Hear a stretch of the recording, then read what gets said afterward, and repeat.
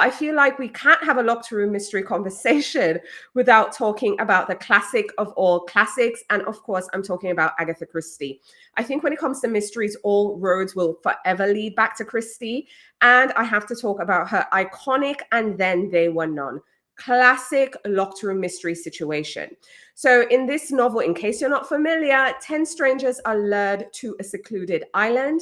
Each of them have a hidden past and, baggage they're carrying, and one by one they start disappearing. That is the genius, I feel, at the core of the novel, is just the setting and getting them, away from their homes, and then people start disappearing. So here's the thing. The folks that are invited to this island, they're invited under false pretenses. And then there's a mysterious voice. I don't want to spoil it too much telling you, because there's some elements that are part of the mystery solving as well. But just know each of them, each person is being accused of a past crime.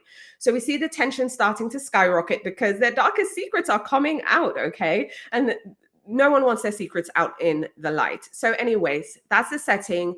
And what I think Christie does really well is the atmosphere. She just really covers you thick in suspense and also paranoia, because again, every character has something to hide. So by the end, you're wondering, because you're left with pieces of clues here, pieces of clues there, and you're trying to figure, okay, one, who brought us here, but also who is killing everyone off. So the finale is shocking, again, iconic, classic. If you are a mystery reader and lover, you have to read this one. Just seeing how each character confronts their past, confronts their guilt, the psychological unraveling is unreal. And I think if you haven't read this book yet, but once you've read it, I think you'll realize lots of the modern locked room mysteries are influenced by Agatha Christie, because again, she's queen, icon, legend. Speaking of which, the next locked room mystery I want to share with you, I feel, is a direct take from And There Were None, and it's They All Fall Down by Rachel Housel Hall. Now, this is a modern take, and I feel a modern take from And Then There Were None. So we have a tight-knit circle of friends, but the book centers on one character. Her name is Cassie. She's in a very vulnerable space right now, and her world is really turned upside down when someone close to her betrays her. But that betrayal triggers like a domino effect, and we see lots of secrets being exposed. We also have her best friend involved in the story as well, and her partner, Marcus. So they're all carrying hidden secrets as well. Now, what I think this novel does really brilliantly is the fact that how one lie, just one single thing, can unravel other secrets, other lies, but also the deep bonds people have with each other. So it's not just a puzzle about the crime, because you find more often than not with these books, it's not just about the crime itself, it's the psychology of the people. And there's lots of betrayal in this one, and then the consequences that ripple through all the other relationships. So in They All Fall Down, we're going to follow Cassie, see her navigating the fallout, questioning everything she thought she knew about her friends and those close to her. She's questioning herself. And I feel like she's a relatable character. And, it's going to make you question even the relationships in your life. But anyway, it's a very well done novel, I feel, and a modern take on And Then There Were None. Okay, my next selection is going to be, I'm going to say, a tad controversial, just because I remember when this book was released and I read it shortly after release date, and folks were split on whether they liked this book or they hated this book. I'm just going to say, now I am team, I love this book. But before I get into what it's about, I just want to say a disclaimer. This is for the literary mystery lovers. We have a mystery, we have a plot, but there's lots of interiority as well. I know some people found the puzzle confusing, but for me, it was great. I loved it. 0 notes, I enjoyed it. So anyway, it's a mind-bending locked room mystery and puzzle. The 7.5 Deaths of Evelyn Hardcastle. Again, if you're cool with that, I think it's a must read. So we have our main character or protagonist. His name is Aidan Bishop. Now, he finds himself trapped in some sort of a time loop, and he's reliving the same day over and over again. The difference is every morning he wakes up, he's waking up in a different body, in a different persona, because he's at a castle. there was this party, and then there was this murder. So he's trying to solve the murder of Evelyn Hardcastle.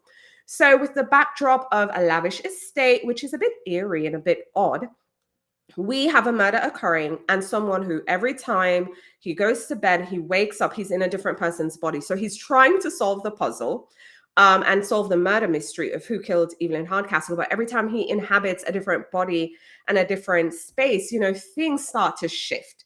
Because with each person, so for example, he's in body A and he's suspecting body B. But when he gets in body B, he realizes what that person, seeing things from that person's point of view. So it completely it unravels everything he initially thought.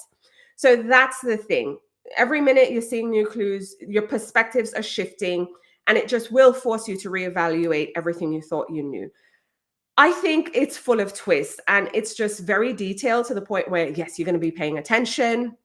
Your mind is going to be racing, and you're going to try to piece it together. Now, the thing is, if he figures out, who done it, then he doesn't have to be doing this cycle all again. But anyway, as always, like I said, it's not just about cracking the case and cracking the mystery. It's a journey of self-discovery, because with every new identity, again, new layers, new secrets, he's even finding out things about himself. So it's a very wild ride. I think it will challenge more than anything your assumptions, which again is very popular in mysteries, specifically locked room mysteries. So there you have it, 3 locked room mysteries that bring, I feel, something unique. We have And Then There Were None, which is just, classic, 10 out of 10, 0 notes, a modern take on And Then There Were None, in my opinion. In They All Fall Down, because that one tackles the modern consequences of betrayal and breaking of trust.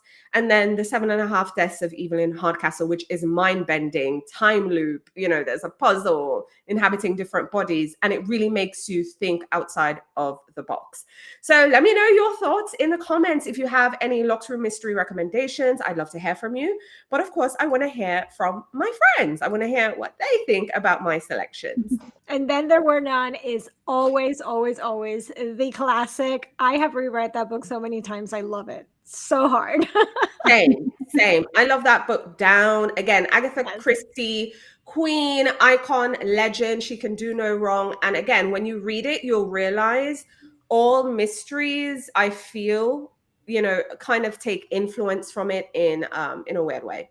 I will point out, though, that she can do wrong, because there's a lot of horrible things about how that book came to be and what was original. Just got to point that out.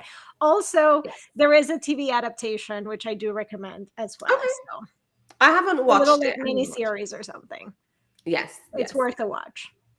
Listen, I find a lot of them authors from back in the day hella problematic, but the work, the work is good. Okay. The work, but problematic, hella problematic. We got to the place we needed to get, but who? Rough.